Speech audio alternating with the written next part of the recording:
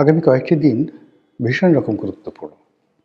আমাদের রাজনীতির জন্য টার্নিং পয়েন্ট এবং অ্যাট দ্য সেম টাইম আমাদের রাষ্ট্র, আমাদের কূটনীতি, আমাদের রাষ্ট্রীয় নীতি এবং আমাদের যে ভবিষ্যৎ সরকার অথবা বর্তমান সরকার, সব কিছুর সম্ভাবনা এবং সব কিছুর বিপদ-বিপত্তি একই বিন্দুতে এসে এই মুহূর্তে যেভাবে দাঁড়িয়েছে, তার ফলে রাজনীতির যে বাঁক, টার্ন, এটি যেকোনো দিকে চলে যেতে পারে। দেখুন তো একবার একটু চিন্তা করুন তো যে বাংলাদেশে ওসমান হাদি যেভাবে হত্যাকাণ্ডের শিকার হলেন, এটা কি আপনার চিন্তার মধ্যে ছিল?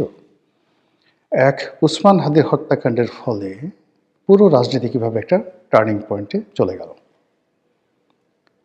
প্রথমে এটা মনে করলাম একটা নিছক হত্যাকাণ্ড, পরবর্তীতে দেখা গেল যে এর পিছনে একটা বিরাট গ্যাং কাজ করছে এবং এই হত্যাকাণ্ডকে কেন্দ্র করে মানুষের আবেগ যেভাবে জাগ্রত হলো বা যেভাবে মানুষের আবেগকে জাগিয়ে তোলা হলো, তার প্রেক্ষিতে বিএনপির জন্য রাজনীতি করাটাই ঝুঁকিপূর্ণ হয়ে গেল এবং বিএনপি ভাবলো, বুঝতে পারলো যে তারেক রহমান সাহেবের উপস্থিতি ছাড়া কোনো অবস্থাতেই এই যে হাদির হত্যাকাণ্ডকে কেন্দ্র করে যে পরিস্থিতি তৈরি হয়েছে, এটা সামাল দেওয়া সম্ভব নয়।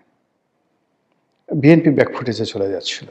সেখান থেকে সামনের সারিতে আসার জন্য জনাব তারেক রহমান সাহেব দেশে আসলেন। দেশে আসার পর তার আম্মা ইন্তেকাল করলেন। এই দুটো ঘটনা আবার 180 ডিগ্রি অ্যাঙ্গেলে হাদি হত্যাকাণ্ডের পরে যে পরিবেশ পরিস্থিতি তৈরি হয়েছিল সেটাকে রিভার্স করে দিল এবং পুরো পরিবেশ পরিস্থিতি জনাব তারেক রহমান সাহেব এবং বিএনপির পক্ষে চলে গেল। এবং 25 তারিখ থেকে আজকে 10 তারিখ পর্যন্ত পুরো ঘটনা একটার পর একটা বিএনপির পক্ষে যাচ্ছিল। কিন্তু বিএনপির প্রতিপক্ষ যারা আছে তারা তো বসে নেই, তারা তাদের মতো সেই একটার পর একটা প্রোগ্রাম করে যাচ্ছে এবং তারা এই গত 17 মাসে যে দাবার চাল দিতে অভ্যস্ত হয়ে পড়েছে, তারা বিভিন্ন কৌশল অবলম্বন করে যেভাবে তারা একটার পর একটা সফলতার মুখ দেখেছে, যেভাবে গুপ্ত থেকে নিজের পরিচয় গোপন করে তারা আওয়ামী লীগের 12টা বাজিয়ে দিয়েছে, যেভাবে গুপ্ত থেকে তারা বিএনপির 12টা বাজিয়ে দিয়েছে, যেভাবে গুপ্ত থেকে ডক্টর মোহাম্মদ ইউনূসকে তারা পেট্রোনাইজ করে যাচ্ছে, যেভাবে গুপ্ত থেকে রাষ্ট্রের বিভিন্ন বিভাগ, অনুবিভাগ এবং রাষ্ট্রের বাইরে যে সকল শক্তিশালী চক্র রয়েছে তাদের সঙ্গে কোনো রকম পরিচয় প্রকাশ না করে কেবলই মাত্র গুপ্তভাবে তারা যে সংযোগ স্থাপন করছে এবং যে শক্তি তারা অর্জন করে ফেলেছে, আপনি যদি তুলনা করেন বিএনপির সঙ্গে কিংবা আওয়ামী লীগের সঙ্গে, সেই তুলনায় আওয়ামী লীগ এবং বিএনপির এই যে প্রতিপক্ষ রাজনৈতিক শক্তিটি, দক্ষিণপন্থী শক্তিটি, তাদের কাছে আওয়ামী লীগ বিএনপি রীতিমতো শিশু, অবোধ শিশু। তো এই যে এখন বিএনপি রাজনীতির ময়দানে 15 দিন ধরে তাদের যে দাপট, সেই দাপট নিয়ে জনাব তারেক রহমান সাহেব বগুড়া যাচ্ছিলেন। তো তিনি যদি বগুড়া যেতে পারতেন বা যেতেন, তার যাওয়ার দরকার ছিল না, প্রথমত তার যাওয়ার দরকার ছিল না, কিন্তু যেহেতু তিনি যাচ্ছেন বা যাওয়ার সিদ্ধান্ত নিয়েছেন, তখন এটাকে সেলিব্রেট করার জন্য ঢাকা থেকে বগুড়া পর্যন্ত যা কিছু হতো যাওয়া এবং আসার পথে, সেটা আগামী আরও 7 দিন পুরো পরিস্থিতি বিএনপির পক্ষে থাকতো এবং সবাই শুধু ইয়া বিএনপি, ইয়া বিএনপি, বিএনপি ছাড়া কিচ্ছু না, এই কথাই বলতো। রাস্তার দুই পাশে লক্ষ লক্ষ মানুষ, হাজার হাজার গেট, হাজার হাজার গাড়ির বহর, সব কিছু নিয়ে বিএনপি যে মহড়া দিত, ওই সমপর্যায়ের মহড়া বিএনপি যারা প্রতিপক্ষ তাদের দেওয়া তো সম্ভব ছিলই না, বরং ওই মহড়া যদি তাদের প্রতিপক্ষকে দেখতে হতো নিজের চোখ দিয়ে এবং ওই মহড়ার স্লোগানগুলো তাদের যদি নিজেদের কান দিয়ে শুনতে হতো, তো এটা যে তাদের জন্য কত কষ্টের ছিল, কত বেদনার ছিল, সেটা ভাষায় প্রকাশ করা যাবে না। ফলে তারা কি করলো, ছোট্ট একটা সুইচ চেপে দিল। No sound, no how, no cow, just পুশে সুইচ। সঙ্গে সঙ্গে বগুড়া যাওয়া বন্ধ হয়ে গেল। এখন তো বিএনপি যারা লোকজন হায় হায়, এটা কেন হলো, ওটা কেন হলো, নির্বাচনের এই সময়টিতে নির্বাচনে বিধি ভঙ্গ করে জনাব তারেক রহমান সাহেব যদি যান, বগুড়াতে যান, তাহলে এটি নিয়ে মামলা হবে, আইনগত জটিলতা হবে। কাজে তিনি যেতে পারছেন না, নির্বাচন কমিশন নিষেধ করে দিয়েছে। ভালো কথা, তিনি আইন মান্য করছেন। কিন্তু এই সিদ্ধান্তটা যদি তিনি আগে নিতে পারতেন এবং যদি ঘটনা এইরকমই হবে তার যদি একটা ধারণা থাকতো, তাহলে এই বিব্রতকর পরিস্থিতি তৈরি হতো না। দ্বিতীয়ত, এখনও তিনি যে কাজকর্মগুলো করে যাচ্ছেন, বিএনপির যারা লোকজন আছেন তারা করাচ্ছেন বা তিনি করছেন, এগুলো প্রতিপক্ষকে যথেষ্ট সুযোগ করে দিচ্ছে। মানে this not the time for celebration. মানে একটা সিনেমা দেখছিলাম, হিন্দি সিনেমা, অসাধারণ একটা হিন্দি সিনেমা। সেটা হলো বিখ্যাত অভিনেতা নাসিরুদ্দিন শাহ। তো তার সাথে গণ্ডগোল একজন ভিলেনের। তো ভিলেনেরকে বেশ কয়েকবার আক্রমণ করেছে, মারধর করেছে নাসিরুদ্দিন শাহ। তো ভিলেন খুব রেগে গেছে এবং সে শেষ পর্যন্ত কী করলো, অনেক কসরত করে নাসিরুদ্দিন শাহের বেডরুমে ঢুকে গেল। তো বেডরুমে ঢুকে সেই নাসিরুদ্দিন শাহের সামনে পিস্তল উঠিয়ে 1 ঘন্টা গালাগালি করলো। তুই আমাকে এটা করেছিস, ওটা করেছিস, আজ তোকে মেরে ফেলবো, তোর শেষ ইচ্ছা কী আছে, ইত্যাদি ইত্যাদি নানা রকম কথা সিনেমায় যাওয়া হয়। তো এরই একটা ফাঁকে নাসিরুদ্দিন শাহ, তার পাশে পিস্তল ছিল, সেই পিস্তল দিয়ে জাস্ট একটা শ্যুট করে ভিলেনকে মেরে ফেললো। তারপর শেষে ইংরেজিতে যেটা বললো, স্টুপিড, তুই যে সময়টাতে কথা বলছিলি সেটা আসলে কথা বলার সময় নয়, এটা হলো গুলি চালানোর সময়। তো তুই যে ভুল করেছিস আমি সেই ভুল করছি না বা করিনি, যার জন্য এনজয় ইউর টাইম, তুই মরে যা এবং কবরে গিয়ে তোর সময়টা উপভোগ কর। তো সেই ক্ষেত্রে বিএনপির জন্য এখন যে সময়টা, এই সময়টা আনুষ্ঠানিকতার সময় নয়, অপ্রয়োজনীয় কোনো সময় নয়।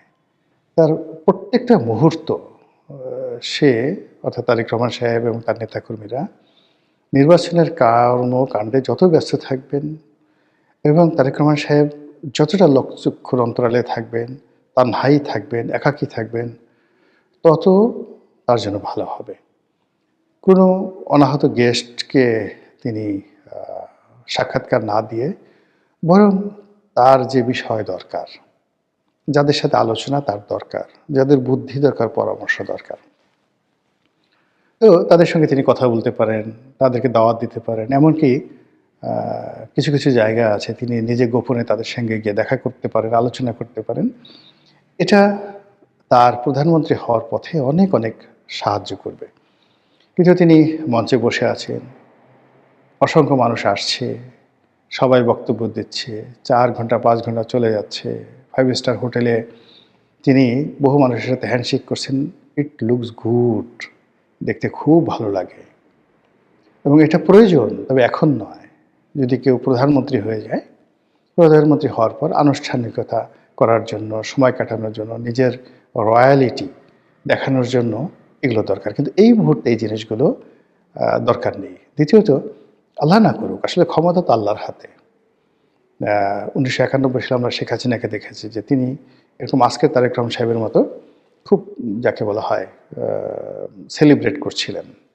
দলে দলে লোক তার সঙ্গে দেখা করছিল এবং সবাই মনে করেছিল যে শেখ হাসিনা এবং আওয়ামী লীগ ক্ষমতায় আসছে, কিন্তু নিয়তির কী বিধান, ক্ষমতায় চলে আসলো বিএনপি। এখন কোনো কারণে যদি আগামীতে বিএনপি ক্ষমতায় না আসে, কোনো কারণে যদি নির্বাচন পিছিয়ে যায়, একটু দেরি হয়, মানে এটা যে তারেক রহমান সাহেব এবং বিএনপির জন্য কতটা প্রলয়ঙ্কারী হবে, কতটা মারাত্মক ঘূর্ণিঝড় হবে, কতটা মরুঝড় সাইমুম হবে, এটা এই মুহূর্তে কল্পনাও করা যাচ্ছে না। অথচ সেই কাজগুলি এখন করা হচ্ছে। আর মূল ব্যাপার হলো যে ধরুন আমি একটা ফ্যামিলি গ্যাদারিং করলাম, যারা আমাকে ভালোবাসে। তো যারা আমাকে ভালোবাসে তারা আমার সামনে আসলো, আমার দলের লোক, তারা আমার প্রশংসা করলো, বা আমার দলের বা পরিবারের কিছু কিছু লোক আছে এটাও রাগ হয়ে আছে, তারা এসে একটা কথাবার্তা বললো, এটার তো 2 পয়সার মূল্য নাই আমার কাছে। এরা আমার পরিবারের লোক, আপন লোক, এরা থাকবেই, এরা আমাকে সহযোগিতা করবে, এদের অস্তিত্বের জন্য তারা আমাকে সহযোগিতা করবে এবং তারা করে যাচ্ছে। কিন্তু আমি আমার মূল্যবান সময় ব্যয় করে আমার প্রতিপক্ষ কি করছে, প্রতিপক্ষর উপর নজরদারি করা, তাকে নিয়ে চিন্তা ভাবনা করা, এরপরে সাধারণ আমজনতার সাথে মত বিনিময় করা এবং পুরো পরিবেশ পরিস্থিতি নিজে অনুধাবন করা, এই কাজগুলো বিএনপি যারা কর্তা ব্যক্তি তারা পারছেন না। ফলে সব কিছু যত সহজ মনে হচ্ছে, সব কিছু যত যাকে বলা হয় মনে হচ্ছে যে ধরলেই হয়ে যাবে, আমার কাছে পুরো পরিস্থিতি কিন্তু আসলে সেরকম মনে হচ্ছে না। বরং যা হতে পারত, নিশ্চিত যা হতে পারত, এইরকম সম্ভাবনাময় অনেকগুলো সেক্টর বা অনেকগুলো খাতকে আলটিমেটলি নষ্ট করে দেওয়া হয়েছে। অনেকগুলো সমস্যা হতো না, কিন্তু এই গত কয়েকদিনে, গত 15 দিনে এমন কিছু ঘটনা ঘটেছে যা কিনা অনেকগুলো ঘটনাকে অনিবার্য করে তুলেছে। এবং বিএনপির আগামীর যে চলার পথ, সেই চলার পথের যে প্রশস্ততা ছিল সেটা সংকীর্ণ হয়ে গেছে। যে সম্ভাবনা ছিল সেই সম্ভাবনাগুলো এখন বিপত্তির কারণ হয়ে দেখা দিয়েছে। আমি এই সময়টাতে কোনো নেতিবাচক কথা বলতে চাই না, এখনও ইলেকশনের যথেষ্ট সময় আছে। ইলেকশনের 24 ঘন্টা আগেও অনেক কিছু হয়ে যায়, কাজে এখনও অনেক কিছু পরিবর্তন করার সময় আছে। তো বিএনপি যারা কর্তা ব্যক্তি, জনাব তারেক রহমান সাহেব, তারা যদি শতভাগ নিশ্চিত হয়ে তারেক রহমান সাহেবের সরকার গঠন করে ফেলেন, সেই সরকারের মন্ত্রী হবেন কারা, এমপি হবেন কারা, তাদেরকে সাক্ষাৎকার নেওয়া শুরু করেন, তারপরে পোশাক বানানো শুরু করেন, এই সমস্ত কল্পনা করেন, সেটা তাদের ব্যাপার।